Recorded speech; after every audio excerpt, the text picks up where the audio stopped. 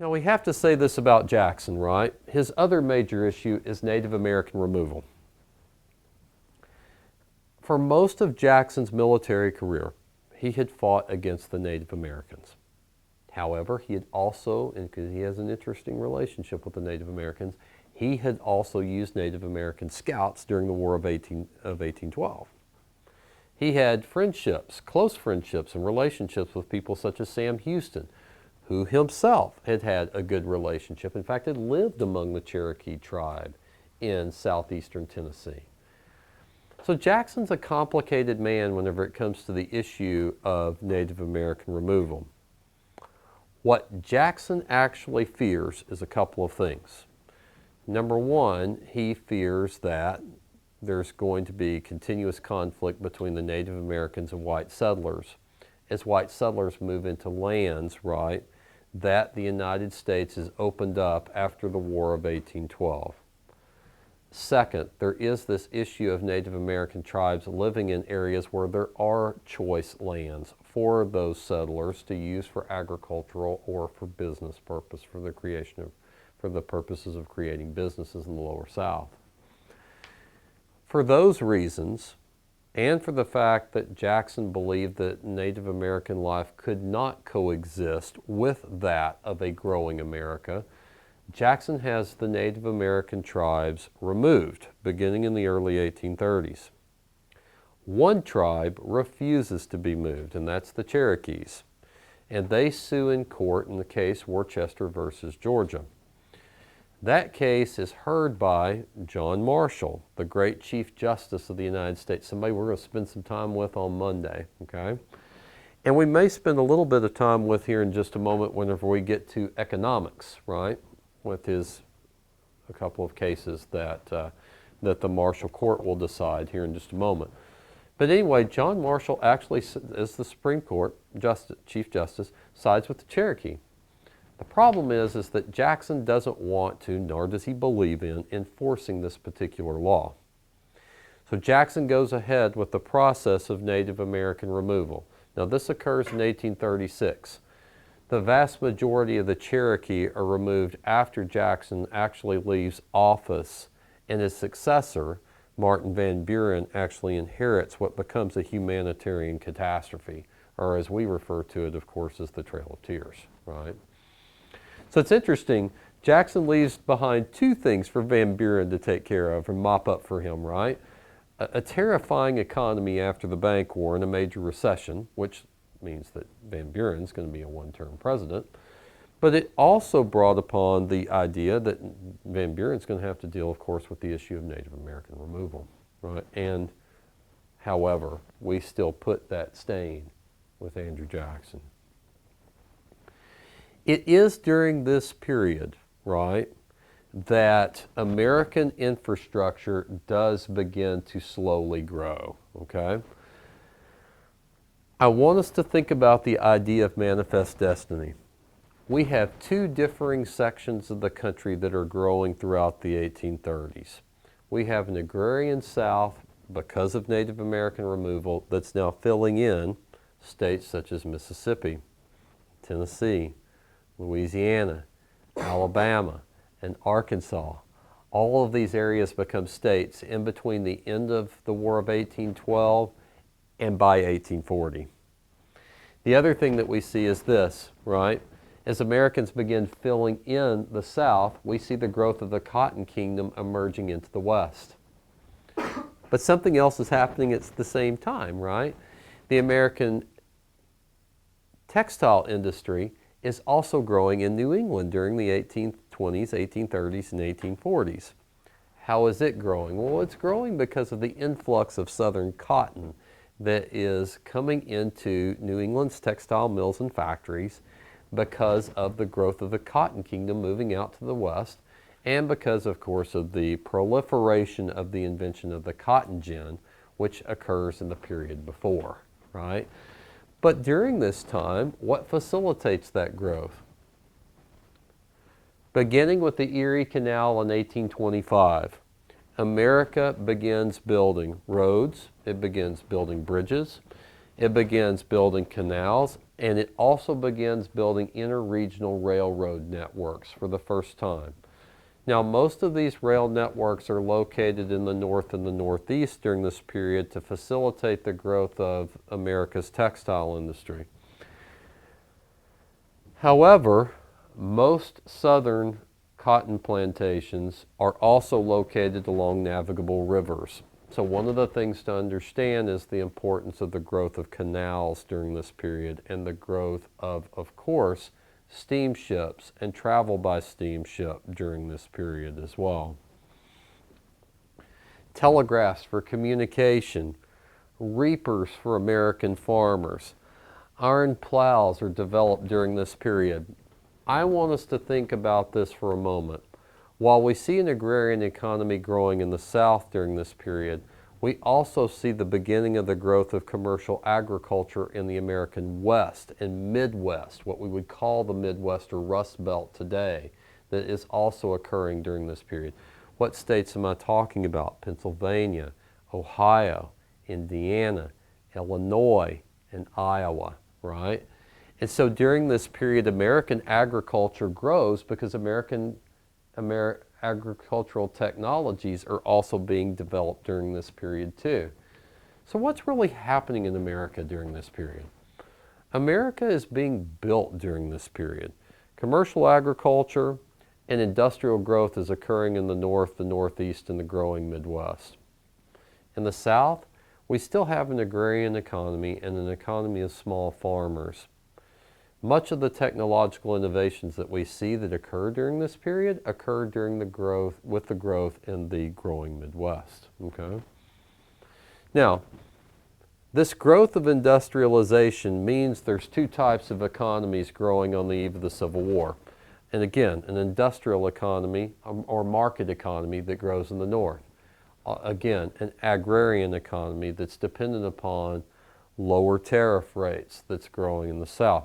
That's why the tariff, as we spoke about a moment ago, is becoming such a major issue on the eve of the Civil War. But there's something else that's at work here. And of course, that's the institution of slavery. We haven't mentioned it yet. But it's really important that we mention it now because as the Cotton Kingdom grew, so did the institution of slavery. Now you may say for a moment, right, what's the economic importance of slavery?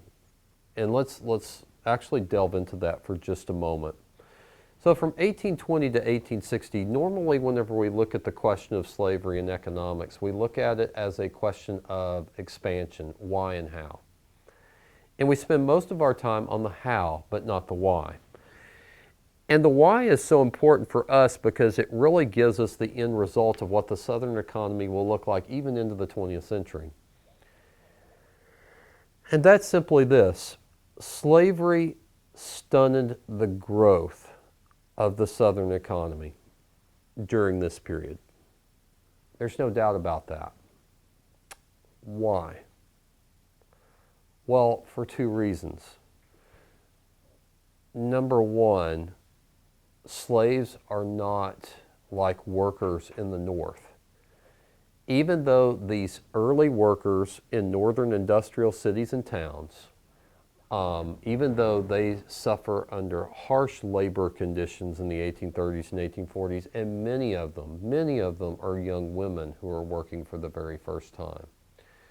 By the 1840s, we see families that are working for the very first time in difficult conditions in America's first textile mills and factories. But slavery isn't a class by itself in terms of the brutality of the institution. And by the 1820s, 1830s, and 1840s, that in itself is nothing new. In 1831, led by Nat Turner, we see the first great slave revolt since the Stono Rebellion of the 1730s in American history in Virginia. We're going to talk about the importance of Nat Turner's rebellion here in just a moment. But one thing I want to focus on right now is the question at hand. Why did slavery stunt the growth of the economy in the South? Well, it's simply this. If you have workers who are being paid a living wage working in American factories, now we can't say that that's the case in American factories at this point in time in the first industrial revolution. But let's say that we are talking about workers who are being paid a wage. Being paid a wage means this, that you can invest back into your local economy. You're going to be buying food, you're going to be buying clothes, you're going to be trying to educate yourself or your children. You are going to spend money back into your local merchants to get the things that you need, the necessities for life. Slaves cannot do that. They cannot invest. They cannot pour money back into the economy. Slaves, unlike capital labor, never develop marketable skills. They never receive an education. In other words, there's no further growth or investment for a slave. And so when the Civil War came to an end, and I know I'm leaping ahead here quite a bit by saying this, but I think it's really important that we understand the point. So whenever the Civil War came to an end, you had a population of perhaps almost 4.5 million people who had no education, who had no skills, who had no sense of running a business, who had no land, no capital of their own, right? And so you had a part of the country that faced an economic and humanitarian crisis whenever the Civil War came to an end because of the institution of slavery that perpetuated that problem before the Civil War. Okay? Now, I want us to think about this for just a moment, and we've covered most of these issues. But I want us to go back to just a couple of things that are additional here, and then we're going to step into literally the causes of the Civil War. First, there is an emphasis in the North beginning in the 1830s and 1840s. Part of it is, oh, we're in good time. Part of this was a reaction to the Industrial Revolution and its growth. The other component part of this is a reaction to slavery itself as an institution in the South. And that's a series of reform movements that we see growing in northern states, particularly in New England. Some of these reform movements, they change American society forever. Abolitionism, after Nat Turner's insurrection, there begins to be the growth of an abolitionist movement in the North. American women play a large role in that reform movement from its inception, right? Second, there's going to be a temperance movement that grows in the North. That's in response to something else that happened socially during this first phase or first half of the 19th century. Excuse me. And that, of course, is the Second Great Awakening. This idea that you build communities around America's churches, right, that instill values back into those communities is very important to Americans, no matter where they may be living in the first half of the 19th century. But one of the things to understand about that process is very important, right? It also led to the desire to clean up American life, particularly to have and to understand the importance of the American family.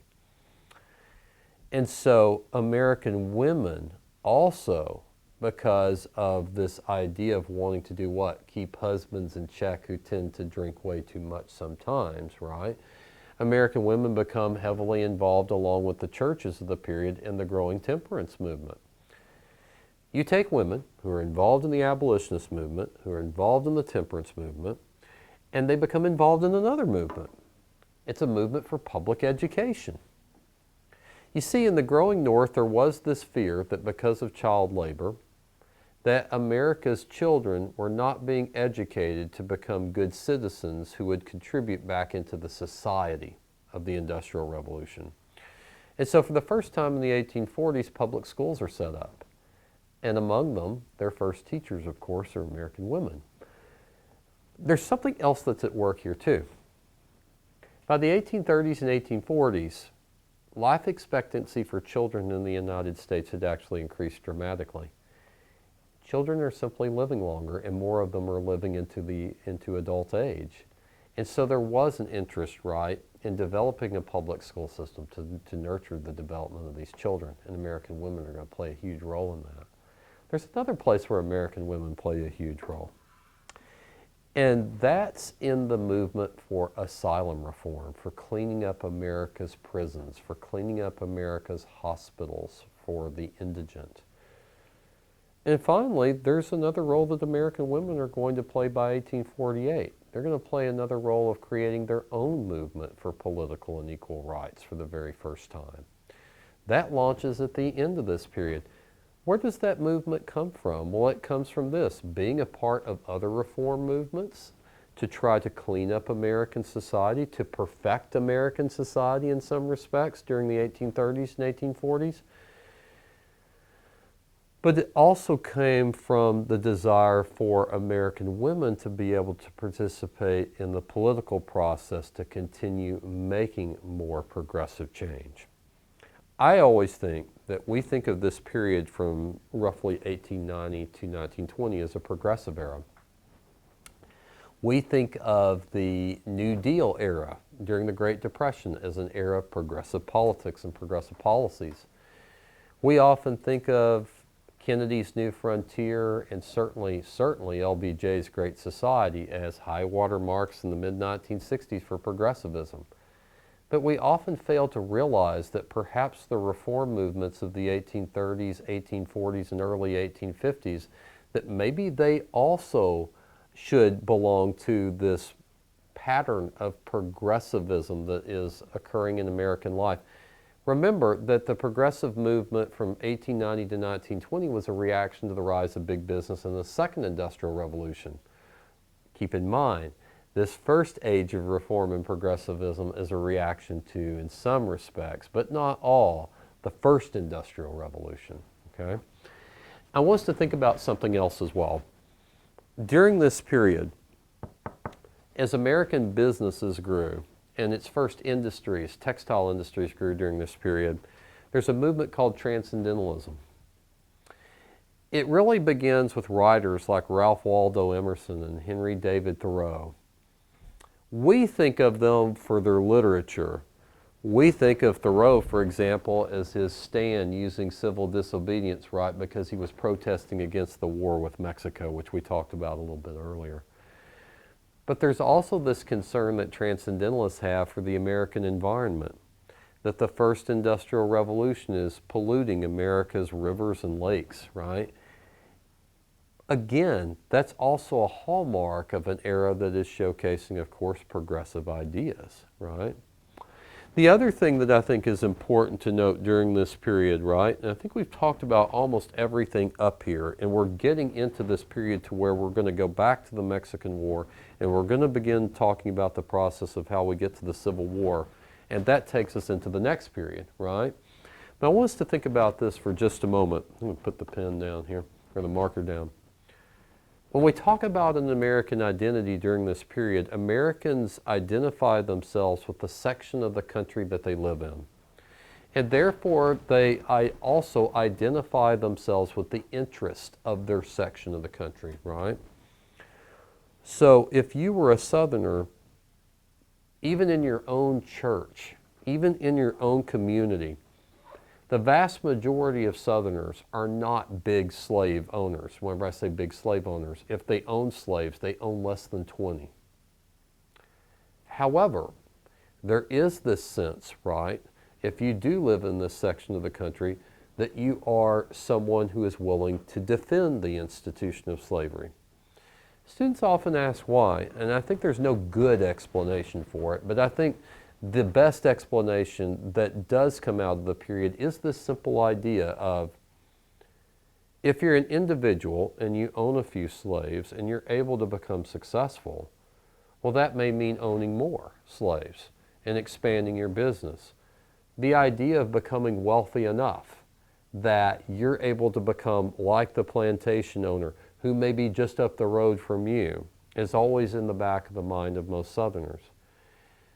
Plantation owners wielded tremendous economic, intellectual, and political power in these communities as well.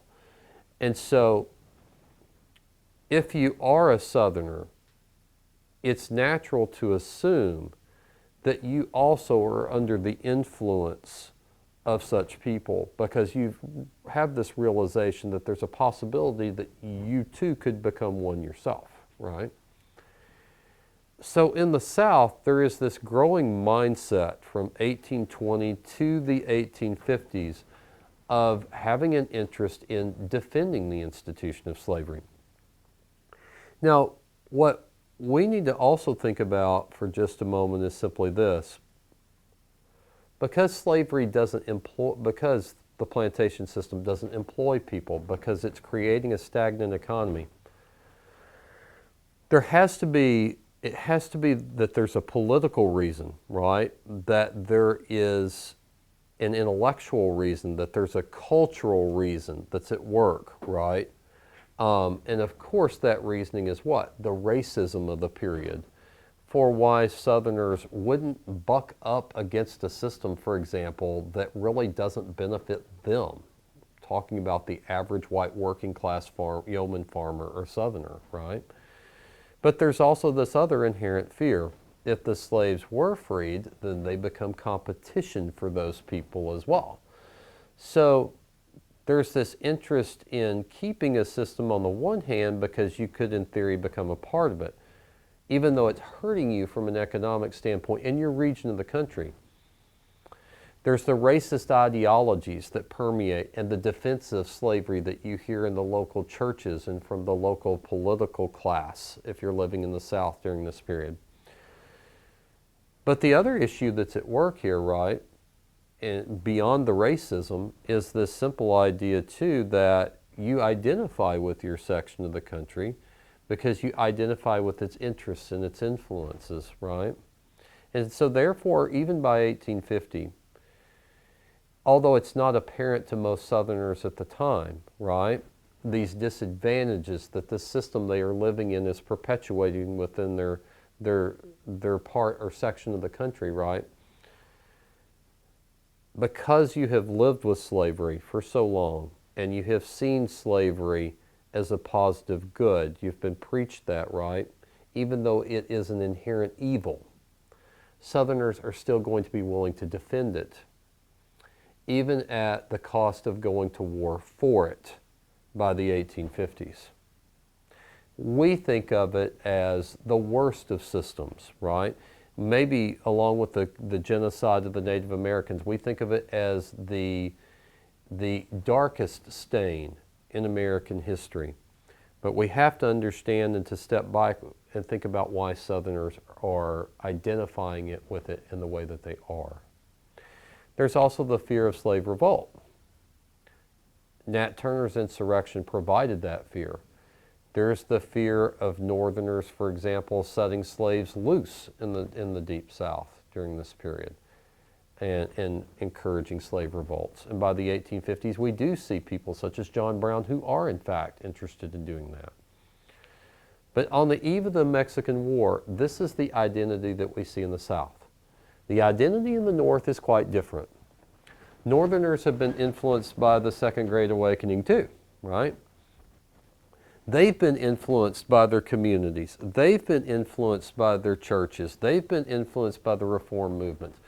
They've been influenced by a growing wealth in their section of the country that they see that is coming from industrial growth and technological growth. They see an agricultural market economy growing in the Midwest. In other words, the prosperity of the North and the identity of the North is in stark contrast to that of the South, right? If you're a Northerner, you want to have no part of slave labor because you see that slave labor stunts a market economy, right? And so by the time the Mexican War comes to an end in 1848, we have two sections of the country that have identities that are irreconcilable with one another, okay? Now, what leads to the growth of the Civil War after the war with Mexico is simply this, right? It's this idea of those irreconcilable differences between the two halves of the country. what ignites those differences coming out of the war with Mexico? All of the territory that is acquired through the end of the war with Mexico and the subsequent Treaty of Guadalupe Hidalgo of 1848. All those states that I mentioned, from literally from Texas, which is annexed in 1845, which perhaps led to the war with Mexico, to New Mexico, which becomes an addition, Arizona, another addition, California, a prized addition, Colorado, an addition, Nevada, an addition, and again, perhaps parts of Idaho and Wyoming are a part of that calculus of growth as well. In 1853, the United States purchases a strip of land that forms the southern border of today of New Mexico and Arizona that we refer to as the Gadsden Purchase. So in other words, there is a tremendous amount of land that has come into the United States because of the war with Mexico. And keep in mind, in 1803, when we bought Louisiana, that we had also done what? We had bought the states of the North, right, in the West. So we bought the Dakotas and Iowa and Minnesota. We had bought, for example, Nebraska. We had acquired Montana. We had acquired parts of Wyoming, parts of Idaho, and Washington and Oregon State. By the time the war with Mexico ends, remember, our border with Canada has been fashioned by the Polk administration, right? And with the annexation of Texas, which was a major issue. Why? Slavery also became a political issue, and it always was a political issue, right? And that also contributes to this growing sense of the Civil War. Why? Well, we have to think about it the way that the most powerful component of the federal government was structured by the Constitution, and that's the U.S. Congress. Members of the House of Representatives, which have tremendous power in American politics, are voted upon based upon the number of people living in a state. And the number of people living in a state gives us how many representatives that state is going to have in the House of Representatives and Congress. Slaves, according to the Constitution, count as 3/5 of a person. So whenever a new state comes into the Union, as the population of the lower South moves into the West, into Texas and other states and beyond, it's quite important for slaveholders to hold on to two things. Number one, because of industrial growth in the Northeast, immigrants for the first time are coming in droves from the nations of Northern and Western Europe. What would be Germany today? What would be the countries of Scandinavia today? Sweden, Finland, Denmark, Norway. Immigrants are coming from those countries to work not just in the textile mills, but because of the growth of commercial agriculture in the growing Midwest. But that means what for the North? Tremendous population growth. As the South expands into the lower South and eventually into Texas, right? Keep something in mind. Because of the tremendous population growth in the North, that means what? Tremendous power in the House of Representatives and Congress. So if you're Southerners and you see all this territory coming in from the war with Mexico, why do you want these to be slave states? Because since 1820, the major issue for Southerners has been to match the number of slave states with the number of free states. That's because of the second chamber of Congress, the Senate. Each state receives 2 senators. So no matter what the population is in the House of Representatives as represented by the growth in the North, as long as slave states come into the Union and there's a balance between the free and slave states, Southerners still have tremendous political power, because if you equal the number of states, both sides, North and South, have equal the number of senators. this becomes really interesting, right? So in other words, slavery from the beginning had been a political football. But now that you're adding new territory from the war with Mexico, it really ignites the issue of westward expansion intertwined with the expansion of slavery.